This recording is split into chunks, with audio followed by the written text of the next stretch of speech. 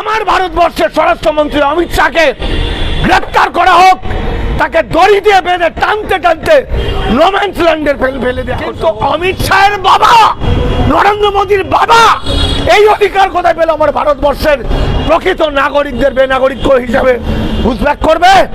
Immediate Amit শাহকে গ্রেপ্তার করা হোক, ইমিডিয়েট মামলা করে অমিত শাহকে গ্রেপ্তার করা হোক, ওকে টানতে টানতে নোম্যান্স ল্যান্ডে ফেলে আসা হোক।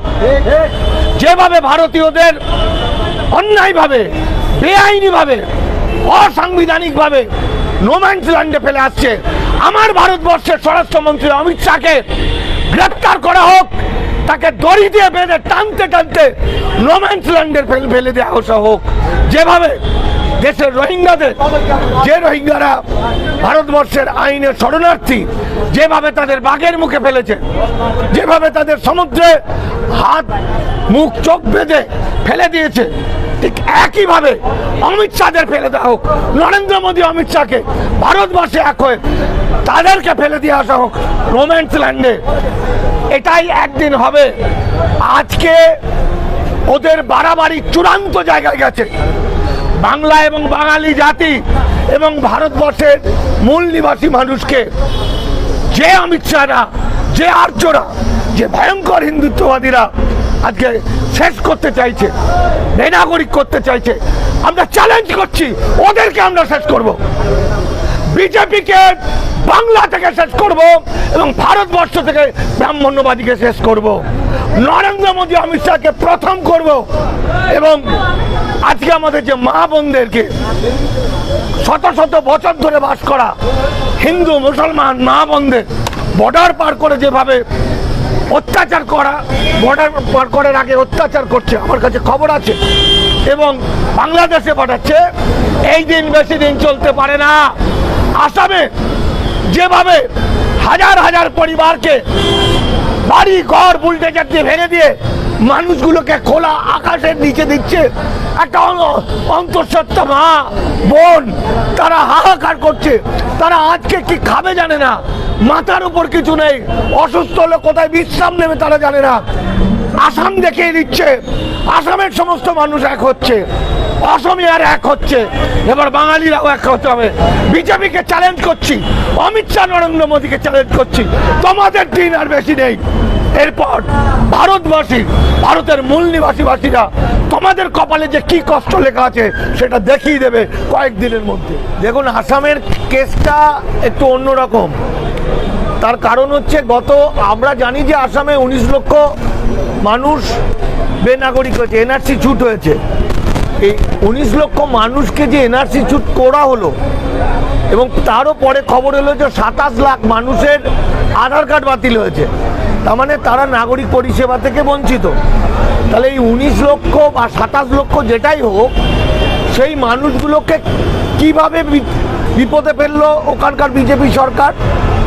না ওদের বিরুদ্ধে ছিল অসমিয়ারা, না যারা আগে যে সমস্ত উদ্বাস্তুরা আগে এসছে তারা পরে আসাগুলোকে ধরিয়ে দিয়েছে।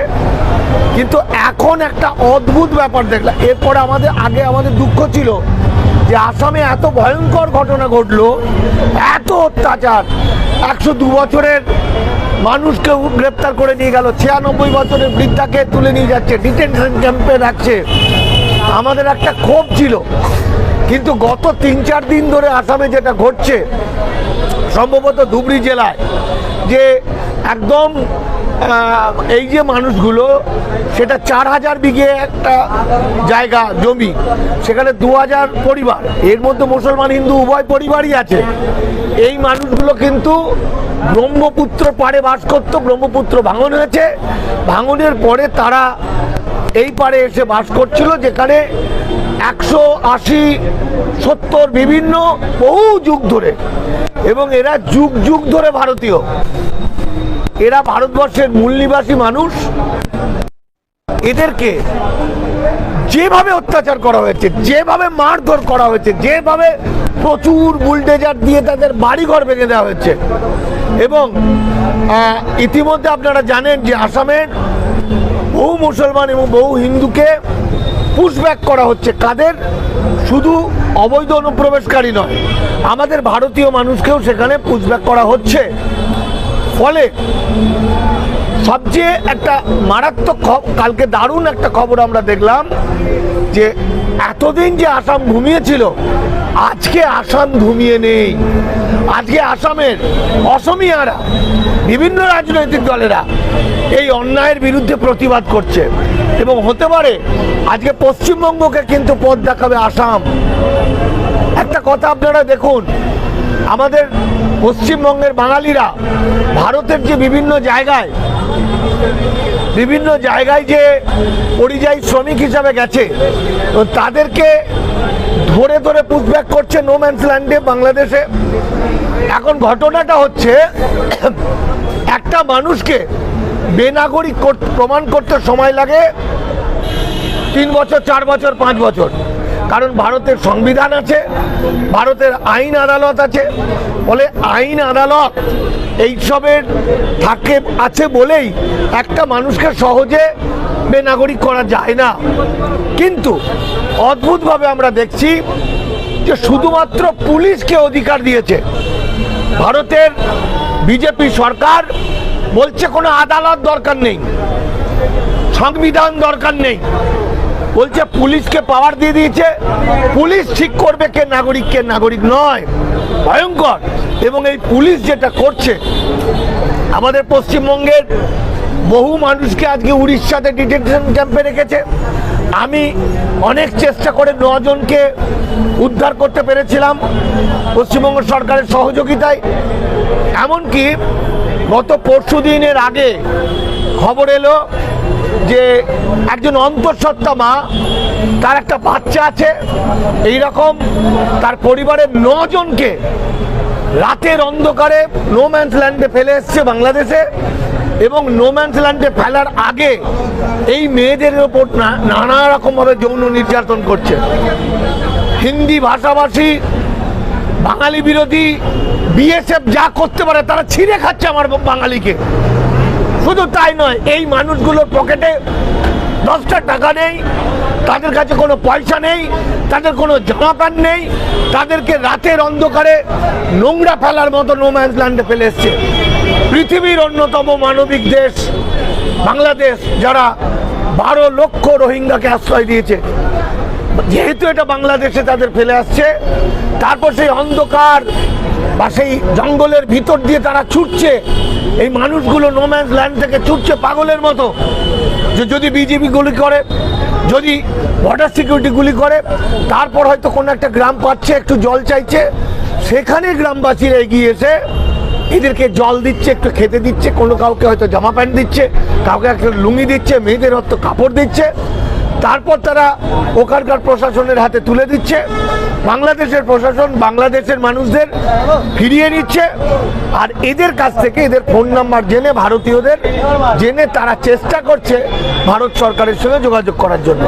ফলে আমার কাছে বিষয়টা হচ্ছে এরকম যে এই যে ভারতীয়দের, যারা আইনত ভারতীয়, আইনত অবৈধ অনুপ্রবেশকারী নয়, প্রথম কথা হচ্ছে যারা অবৈধ অনুপ্রবেশকারী, পুশব্যাক করার আইন ভারতবর্ষে উঠে গেছে 2013 সালে। এখন যে আইনটা আছে এটাকে বলা হয় ডিপোর্টেশন। মামলা মোকদ্দমা চলবে, তারপর প্রমাণ হবে লোকটা বিদেশি বা মানুষটা বিদেশি, কোন দেশের, সেই দেশে কোথায় বাড়ি।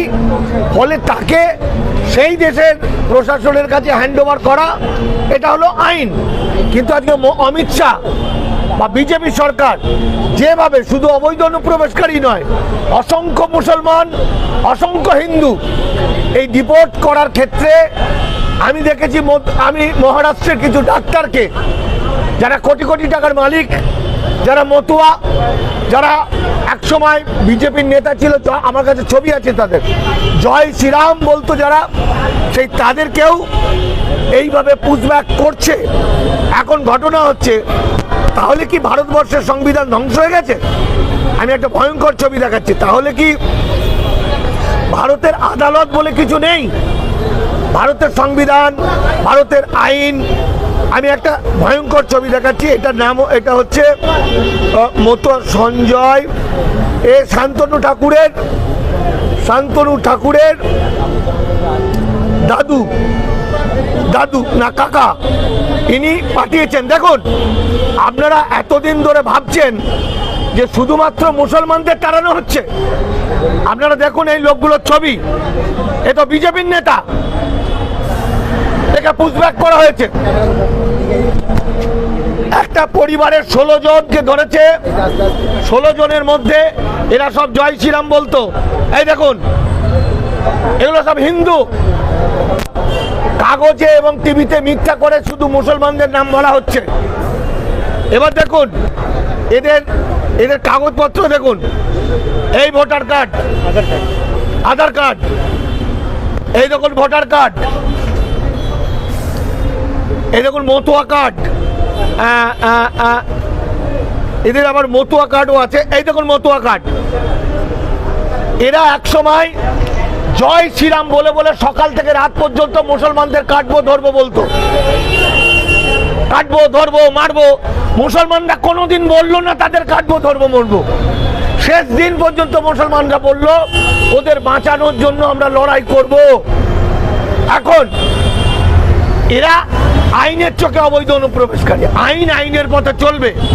কিন্তু অমিত শাহের বাবা, নরেন্দ্র মোদীর বাবা এই অধিকার কোথায় পেল আমার ভারতবর্ষের প্রকৃত নাগরিকদের বেনাগরিক হিসাবে পুশব্যাক করবে? ইমিডিয়েট অমিত শাহকে গ্রেপ্তার করা হোক, ইমিডিয়েট মামলা করে অমিত শাহকে গ্রেপ্তার করে হোক, ওকে টানতে টানতে নোম্যান্স ল্যান্ডে ফেলে আসা হোক। যেভাবে ভারতীয়দের অন্যায়ভাবে, বেআইনিভাবে, অসাংবিধানিকভাবে নোম্যান্স ল্যান্ডে ফেলে আসছে, আমার ভারতবর্ষের স্বরাষ্ট্রমন্ত্রী অমিত শাহকে গ্রেপ্তার করা হোক, তাকে দড়ি দিয়ে বেঁধে টানতে টানতে নোম্যান্স ল্যান্ডে ফেলে দেওয়া আসা হোক।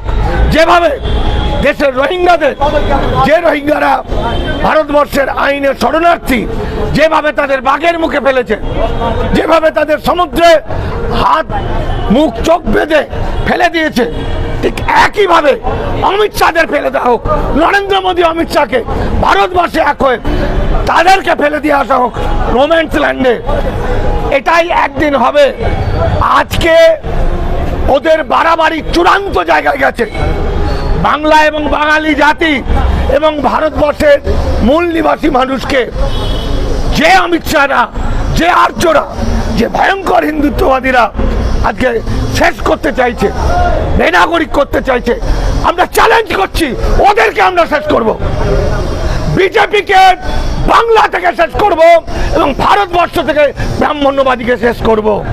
নরেন্দ্র মোদী অমিত শাহকে প্রথম করব এবং আজকে আমাদের যে মা বোনদেরকে শত শত বছর ধরে বাস করা হিন্দু মুসলমান মা বোনদের বর্ডার পার করে যেভাবে অত্যাচার করা, বর্ডার পার করার আগে অত্যাচার করছে, আমার কাছে খবর আছে, এবং বাংলাদেশে পাঠাচ্ছে, এই দিন বেশি দিন চলতে পারে না।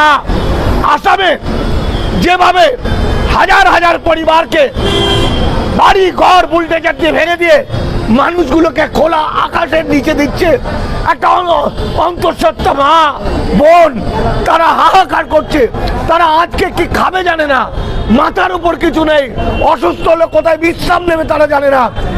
আসাম দেখিয়ে দিচ্ছে, আসামের সমস্ত মানুষ এক হচ্ছে, অসমিয়ার এক হচ্ছে, এবার বাঙালিরাও এক হতে হবে। বিজেপিকে চ্যালেঞ্জ করছি, অমিত শাহ নরেন্দ্র মোদীকে চ্যালেঞ্জ করছি, তোমাদের দিন আর বেশি নেই। এরপর ভারতবাসী, ভারতের মূল নিবাসীবাসীরা তোমাদের কপালে যে কি কষ্ট লেখা আছে সেটা দেখিয়ে দেবে কয়েকদিনের মধ্যে। ভাঙড়